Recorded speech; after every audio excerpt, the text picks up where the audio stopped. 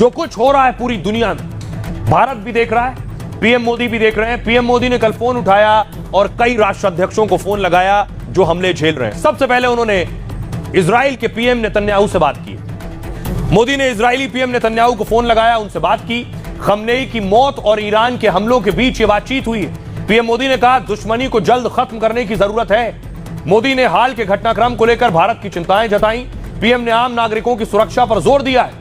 इसके बाद पीएम ने यूएई के राष्ट्रपति से फोन पर बात की है। मोदी ने यूएई के साथ भारत की एकजुटता दिखाई। यूएई के राष्ट्रपति मेरे भाई शेख मोहम्मद बिन जायद अल नहयान ने कहा यूएई पर हुए हमलों की कड़ी निंदा की है। इन हमलों में हुए जानमाल के नुकसान पर दुख जताया गया है। भारत इस मुश्किल समय में यूएई के साथ एकजुटता से खड़ा हुआ है। यूएई के रहने वाले भारतीय समुदाय का ख्याल रखने के लिए कहा है जो यूएई में रहते हैं भारतीय। यूएई के राष्ट्रपति का भी धन्यवाद किया है।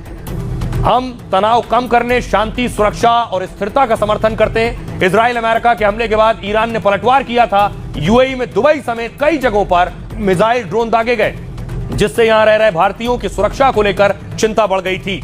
इसके बाद सऊदी अरब के क्राउन प्रिंस मोहम्मद बिन सलमान से पीएम मोदी ने बात की है। इसके साथ ही पीएम मोदी ने बहरीन के किंग से भी फोन पर बात की। दोनों देशों पर ईरान के हमलों की मोदी ने निंदा की है। साथ ही दोनों देशों में रह रहे भारतीयों की सुरक्षा पर भी बात हुई है। खाड़ी देशों और मिडिल ईस्ट में करीब 90 लाख भारतीय मौजूद हैं। सुनिए जरा इजराइल के एम्बेसडर क्या कह रहे हैं। भारत हमारी स्थिति अच्छी तरह जानता है। पीएम मोदी इजराइल में थे, तब हमें नहीं पता था कि ऑपरेशन होने वाला है। इसकी मंजूरी 28 फरवरी की सुबह दी गई।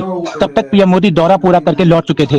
इजराइल के विदेश मंत्री ने भारतीय विदेश मंत्री एस जयशंकर से फोन पर बात भी की थी। अब देखिए, अब सवाल यह है प्रधानमंत्री मोदी ने सबसे बात की, लेकिन दूसरी तरफ दुनिया के बाकी नेता भी देख रहे हैं। कुछ नेता ईरान के साथ हैं, कुछ नेता इजराइल के साथ हैं। पुतिन बार बार दोहरा चुके हैं ये जंग गलत है, जंग रुकनी चाहिए, बातचीत होनी चाहिए।